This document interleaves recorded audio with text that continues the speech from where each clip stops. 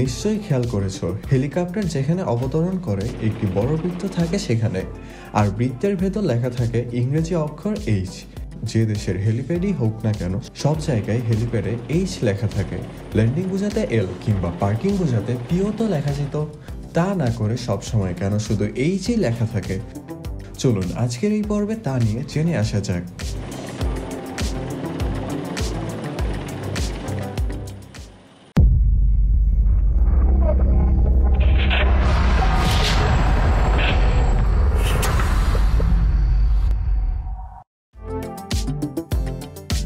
এই প্রশ্নের উত্তর দেওয়ার আগে চলো জেনে নেওয়া যাক হেলিপ্যাড আসলে কি।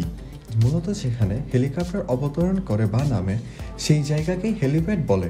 জানিয়ে রাখা ভালো যে হেলিপ্যাডের নামে শুধু হেলিকপ্টার, বিমান নামে রানওয়েতে। বিমান আর হেলিকপ্টারের মধ্যে রয়েছে বিস্তর পার্থক্য।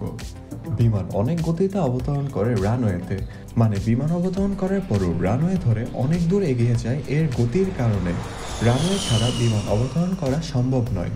কিন্তু হেলিকপ্টারের এই দায় নেই, যেখানে খুশি সেখানে অবতরণ করতে পারে। আবার অবতরণ করার পর বিমানের মতো অনেকটা পথ এগিয়ে যেতে হয় না, দরকার শুধু একটি হেলিপ্যাড।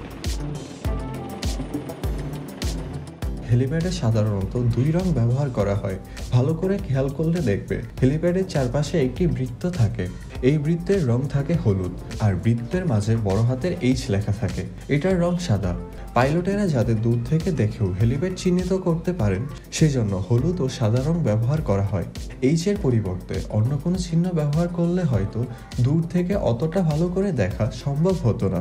তাছাড়া হেলিকপ্টার বলো আর হেলিপ্যাডই বলুন, শুরুটা কিন্তু এইচ দিয়েই। তবে আরও একটা কারণ আছে এই এইচ লেখার পেছনে। এই চিহ্নের সাহায্যে নির্দেশ করে কোন দিকে মুখ করে অবতরণ করবে হেলিকপ্টার।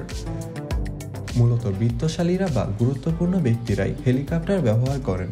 হেলিকপ্টার ব্যবহার করে বিভিন্ন জায়গায় যাতায়াত করেন। দ্রুত যাতায়াতের জন্য হেলিকপ্টার ব্যবহার করতে হয় তাদের। যেহেতু সময় বাঁচাতে হেলিকপ্টার ব্যবহার করেন, তাই এই ব্যাপার মাথায় রেখেই হেলিপ্যাডে এইচ লেখা থাকে।